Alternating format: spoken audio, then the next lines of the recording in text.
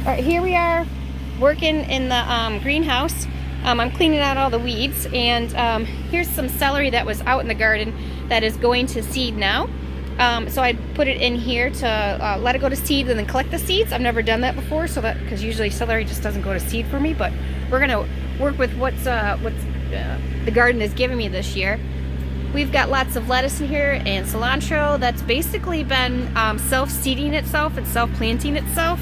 I let it go to seed, give it a good shake, it self-plants it, and now I've got it all over the place. So that's what I'm going to work on in here, is basically just a reseeding, self-seeding salad bar that's in here. So I'm excited to work with that and do that.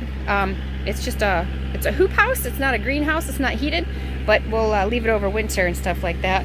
And I have a bunch of sunflower seeds that I'm going to put at the one spot in the end of my garden to help with erosion and pollinating. And frick, man, they are sunflowers. They are awesome. So we're gonna enjoy that. So a couple things that we got going on to get planted sometime in November, and then see what the winter does. See what it comes up in the spring. So fun stuff, fun experiments.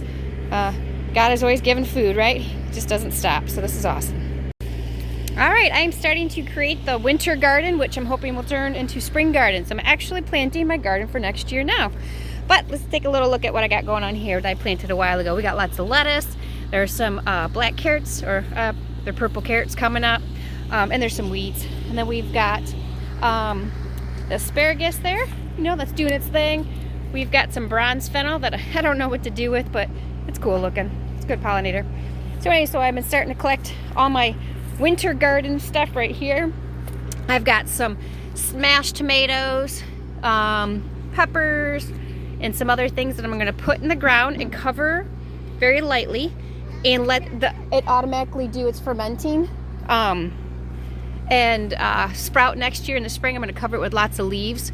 So my plan is to let it nature do its job, because I found that when I'm out in the garden, there's always all these self-planted seedlings that from leftover from potatoes or tomatoes or peppers or squashes and sunflowers.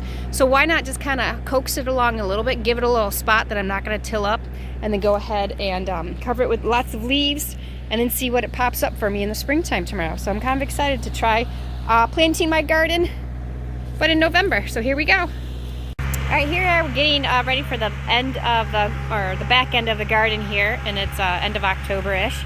And I want sunflowers to fill this whole back wall right here, basically, to help with erosion, and they're beautiful, and why not? So we are just breaking up the sunflower heads from the mammoth sunflowers and just kind of smashing them, putting them in the ground like that. We're putting them upside down so that the birds don't come and eat all the seeds. So we're going to see how this works out for us, doing it this way for them to self-seed, because they do a great job at doing that in nature. I'm just trying to help them along where I want them, so we'll see.